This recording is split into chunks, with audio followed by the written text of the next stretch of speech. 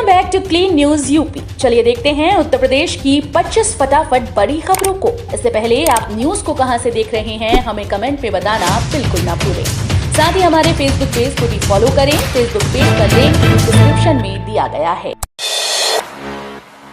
अब ट्रैक्टर खुद करेगा खेत में जुताई बुआई, घर में बैठे स्मार्टफोन से चलाएंगे किसान।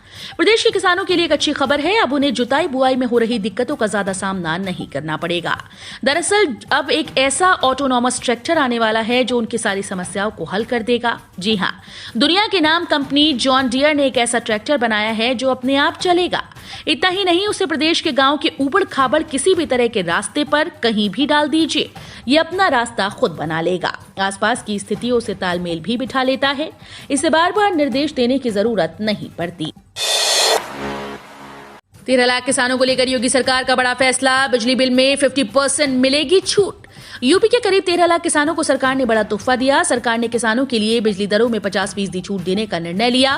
प्रदेश सरकार के इस फैसले से किसानों की खेती की लागत में कमी आने की उम्मीद है और आय बढ़ाने भी लगेगी। आंध्र प्रदेश, कर्नाटक, पंजाब, तमिलनाडु, तेलंगाना जैसे राज्यों ने किसानों के बिजली बिल को पूरी तरह से माफ कर रखा है। लंबे समय से राज्य में किसानों की बिजली दरें कम करने की मांग उठ रही थी। श्रमिक बनवाए कार्ड 5 लाख तक होगा मुफ्त में इलाज, जाने कैसे। योगी सरकार ने श्रमिकों को स्वास्थ्य लाभ पहुंचाने के उद्देश्य से आरोग्य कार्ड बनाने का फैसला किया। ऐसे में श्रमिकों से अपेक्षा की गई है। अभी तक जिन श्रमिकों ने कोरोना वैक्सीन नहीं लगवाई वो अपने नजदीकी स्वास्थ्य केंद्र पर जाकर वैक्सीन लगवाने के बाद वहां तैनात आरोग्य मित्रों से मिलकर अपना आरोग्य कार्ड बनवा लें। पायलट प्रोजेक्ट के रूप में प्रथम चरण में जनपद के 22,000 श्रमिकों का आरोग्य कार्ड बनाया जाएगा। बस्ती में बोले नितिन गडकरी, योगी सरकार लाओ 5 लाख करोड़ दूंगा सड़कों के लिए। यूपी में जल्द होने वाले विधानसभा चुनाव के लिए सभी राजनीतिक दलों ने पूरी ताकत झोंक दी। गुरुवार को केंद्रीय सड़क परिवहन और राजमार्ग मंत्री नितिन गडकरी ने बस्ती के मखौड़ा धाम में 84 कोसी परिक्रमा समेत विभिन्न परियोजनाओं के शिलान्यास के मौके पर एक जनसभा को संबोधित किया। जनता से बीजेपी के पक्ष में मतदान की अपील करते हुए उन्होंने कहा कि उत्तर प्रदेश में एक बार फिर से योगी आदित्यनाथ और केशव मौर्य की सरकार आई तो वो प्रदेश में सड़कों का जाल बिछाने के लिए 5 लाख करोड़ रुपए खर्च करेंगे। यूपी में भूमाफिया से छुड़ाई जमीन पर बसा रहे हैं पाकिस्तान और बांग्लादेश से निकाले गए हिंदू। यूपी के मुख्यमंत्री योगी आदित्यनाथ ने गुरुवार को कहा कि राज्य में अतिक्रमणकारियों से मुक्त कराई गई जमीन पर पाकिस्तान और बांग्लादेश से निकाल गए हिंदुओं को बसाया जा रहा है। उन्होंने ये भी कहा कि उनकी सरकार ने सभी सरकारी परीक्षाओं में पारदर्शिता की शुरुआत की, जिससे भर्ती प्रक्रिया में पिछली सरकार की तुलना में एक बड़ा बदलाव आया है। आदित्यनाथ ने सरकारी सेवाओं में विभिन्न पदों के लिए चयनित उम्मीदवारों को नियुक्ति पत्र वितरित करने के लिए आयोजित एक कार्यक्रम में कहा, पाकिस्तान और बांग्लादेश से निकाले गए हिंदू जो दशकों से मेरठ में रह रहे थे, अपना घर नहीं बना सकते थे या जमीन नहीं खरीद सकते थे, कानपुर देहात में हमने ऐसे 63 परिवारों को 2 एकड़ जमीन और घर बनाने के लिए 200 गज जमीन दी है।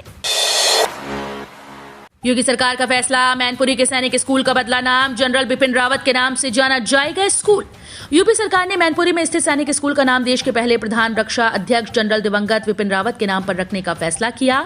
मुख्यमंत्री कार्यालय द्वारा गुरुवार को किए गए ट्वीट के अनुसार देश की सेवा में अपने प्राणों की आहुति देने वाले जनरल बिपिन रावत की शहादत को नमन करते हुए मुख्यमंत्री योगी आदित्यनाथ ने जनपद मैनपुरी स्थित सैनिक स्कूल का नाम जनरल बिपिन रावत सैनिक स्कूल करने का निर्णय लिया है। दुर्घटना में जान गंवाने के मामले में हाईकोर्ट का आदेश, 25,000 से कम नहीं मानेंगे गैर कमाऊ की आय। इलाहाबाद हाईकोर्ट ने एक महत्वपूर्ण आदेश में कहा कि दुर्घटना में जान गंवाने वाले किसी परिवार के गैर कमाऊ सदस्य की मानक आमदनी 25,000 रुपए वार्षिक से कम नहीं मानी जा सकती। कोर्ट ने कहा कि सुप्रीम कोर्ट ने सरकार को वाहन दुर्घटना अधिनियम के शेड्यूल 2 में इस संबंध में आवश्यक संशोधन करने का आदेश दिया है। इसके बावजूद संशोधन नहीं किया गया। बच्चों के एडमिशन को लेकर प्राइवेट स्कूल्स के लिए नया आदेश जारी। गरीब बच्चों को निजी स्कूल प्रवेश देने में आनाकानी कर रहे हैं। बेसिक शिक्षा विभाग में अपर शिक्षा निदेशक ललिता प्रदीप ने निर्देश जारी कर शर्तों का उल्लंघन करने वाले स्कूलों की मान्यता वापस लेने की कार्रवाई करने की बात कही। उन्होंने कहा कि विभाग जब स्कूल्स को चयन सूची उपलब्ध कराई जाती है तो विद्यालय प्रबंधन प्रवेश नहीं लेते।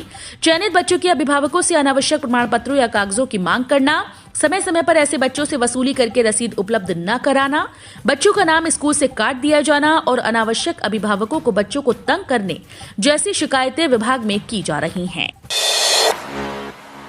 वॉलमार्ट और फ्लिपकार्ट ने उत्तर प्रदेश सरकार के साथ MOU पर किए हस्ताक्षर।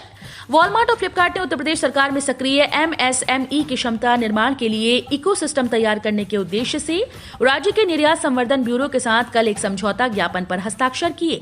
इस भागीदारी के तहत वॉलमार्ट और फ्लिपकार्ट राज्य के MSME को उनके व्यवसायों को डिजिटाइज बनाने में मदद देने के साथ साथ उन्हें ऑनलाइन रिटेल के जरिए पूरे भारत में उत्पाद बेचने में सक्षम बनाएंगे। सरसों के तेल में आई तगड़ी गिरावट, जाने आज के ताजा भाव। उत्तर प्रदेश के वायदा बाजार में सरसों के तेल भाव काफी ऊपर नीचे हो रहे हैं। पिछले साल की तुलना में सरसों के तेल के दाम में भारी गिरावट देखने को मिल रही है। 2021 में जहां सरसों के तेल के भाव अपने उच्चतम रेट 200 रुपए प्रति लीटर तक पहुंच गए, वहीं नए साल 2022 के छठे दिन सरसों के तेल के रेट 164 रुपए प्रति लीटर पर खुले हैं। बेरोजगार युवाओं की मांग, कांस्टेबल, ASI व SI के 52,000 खाली पद भरे जाएं। उत्तर प्रदेश के सरकारी विभागों में रिक्त पदों पर भर्ती शुरू करने की मांग को लेकर बालसन चौराहे पर प्रदर्शन कर रहे बेरोजगारों को पुलिस ने बल प्रयोग कर खदेड़ दिया। भगदड़ में कुछ छात्रों को मामूली चोटें भी आईं। सैकड़ों प्रतियोगी छात्र सलोरी, छोटा बघाड़ा, गोविंदपुर, तेलियरगंज, एलनगंज, कर्नलगंज, पुराना कटरा विश्वविद्यालय होते हुए बालसन चौराहे पर पहुंचे और वहां धरना देने लगे। इससे पहले कुछ छात्रों ने IERT रेलवे क्रॉसिंग के पास मालगाड़ी पर पथराव भी किया था। उत्तर प्रदेश में SI समेत कई पदों पर नोटिफिकेशन जनवरी लास्ट में। उत्तर प्रदेश में SI समेत कई पदों के लिए हाल ही में खत्म हुई लिखित परीक्षा के बाद अब प्रदेश में जल्द ही पुलिस कांस्टेबल के 25,000 पदों पर भर्ती की तैयारियां शुरू हो गईं। ऐसा दावा है कि पुलिस आरक्षी के पदों पर साल 2018 के बाद इतनी बड़ी भर्ती निकाली जाएगी। इसमें पुरुष कैंडिडेट्स के अलावा महिला अभ्यर्थियों को भी आवेदन करने का मौका दिया जाएगा। विभिन्न मीडिया रिपोर्ट से मिली जानकारी के मुताबिक यूपी पुलिस भर्ती और प्रोन्नति बोर्ड ने इस भर्ती का प्रस्ताव प्रदेश सरकार को भेज दिया है। बारिश से बड़ी ठंड, मौसम विभाग ने दी 9 जनवरी तक इन शहरों में बारिश और ओलावृष्टि की चेतावनी। दिल्ली NCR के साथ उत्तर प्रदेश में सर्दी खूब सितम ढा रही है। भारतीय मौसम विभाग ने 9 जनवरी तक उत्तर प्रदेश के तमाम राज्यों में भारी बारिश के साथ ओलावृष्टि की चेतावनी जारी की है। IMD के अनुसार आगामी दिनों तक उत्तर प्रदेश के कुछ जिलों के साथ वेस्ट यूपी में इसी तरह बारिश का मौसम बना रहेगा। रोजाना यूपी में न्यूनतम 3 से 4 लाख किए जाएं टेस्ट। प्रदेश में कोरोना संक्रमण की चपेट से प्रदेशवासियों को सुरक्षित रखने के लिए जमीनी स्तर पर प्रदेश सरकार ने मोर्चा संभाल लिया है। सीएम योगी आदित्यनाथ के आदेशों के अनुसार यूपी में टेस्टिंग व टीकाकरण की रफ्तार को तेजी से बढ़ाया जा रहा है, जिसका परिणाम है कि यूपी में अब तक 9 करोड़ 39 लाख से अधिक टेस्ट व 20 करोड़ 69 से अधिक वयस्कों का टीकाकरण किया जा चुका है। यूपी को कोरोना काल में स्वास्थ्य सुविधाओं से लैस करने वाली योगी सरकार ने ऑक्सीजन प्लांट, बेड, डॉक्टर्स व कर्मचारियों, अस्पताल, वेंटिलेटर की संख्या में इजाफा किया है। यूपी में नौकरियों को लेकर सीएम योगी का विपक्ष पर हमला, बोले पहले चाचा, भतीजा, भांजे सब निकल पड़ते थे वसूली करने। यूपी के सीएम योगी आदित्यनाथ ने उत्तर प्रदेश लोक सेवा आयोग से चयनित 57 नायब तहसीलदारों, राजकीय माध्यमिक विद्यालयों के 141 प्रवक्ताओं और 69 सहायक अध्यापकों को नियुक्ति पत्र दिए। लोक भवन सभागार में आयोजित कार्यक्रम में उन्होंने विपक्ष पर जमकर हमला बोला।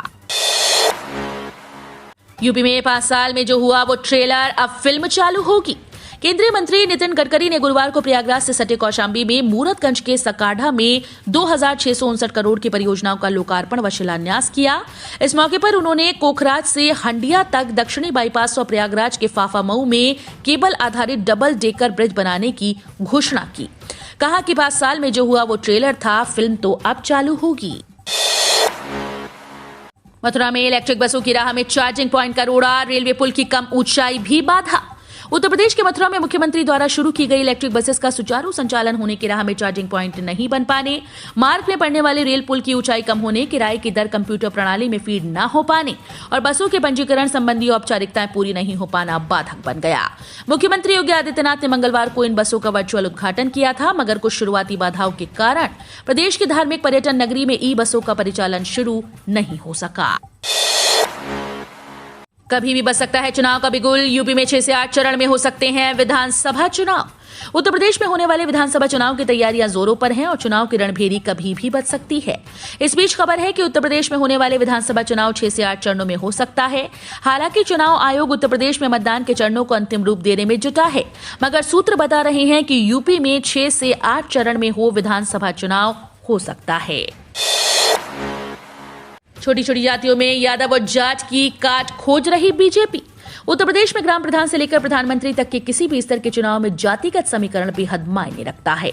अब चूंकि यूपी में विधानसभा चुनाव होने हैं तो एक बार फिर से सभी दल जातियों के गणित में उलझी हुई है।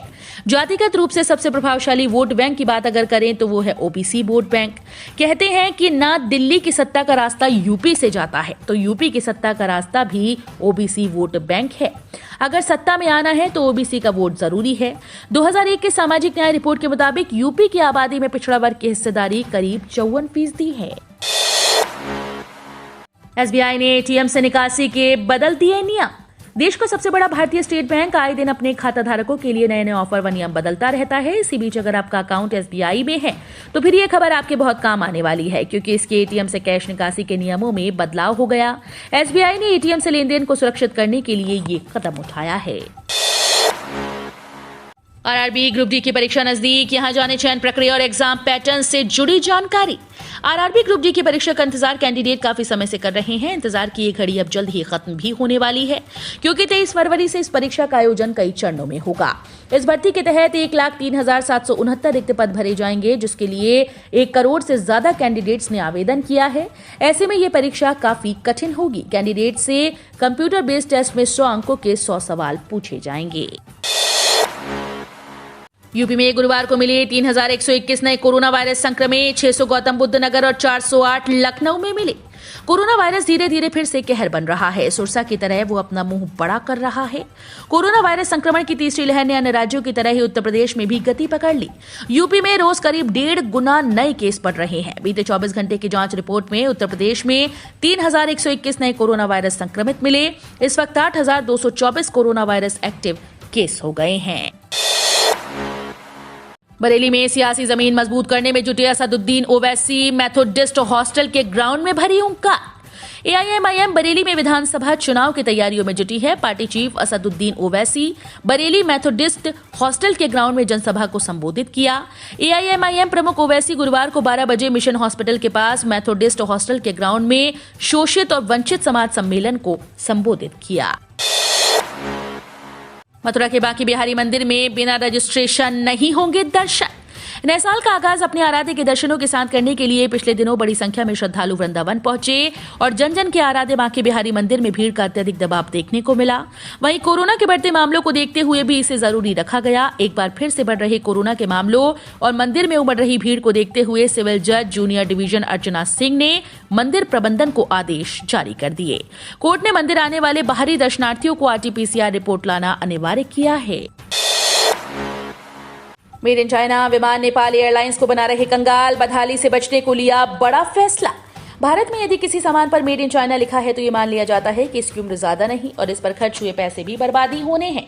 इन दिनों नेपाल एयरलाइंस भी कुछ ऐसा ही महसूस कर रही है। दरअसल नेपाल एयरलाइंस ने चीन में बने 6 विमानों का इस्तेमाल बंद कर दिया, क्योंकि इनका संचालन करने में कंपनी सक्षम नहीं थी। चीन की पहचान ही ऐसे देश के तौर पर है जो खराब गुणवत्ता वाली चीजें बनाता है और इसका रखरखाव भी बड़ा महंगा होता है। तो ये थी आज की 25 फटाफट बड़ी खबरें। अगर आपको न्यूज पसंद आई हो तो वीडियो को लाइक और शेयर जरूर करें। धन्यवाद।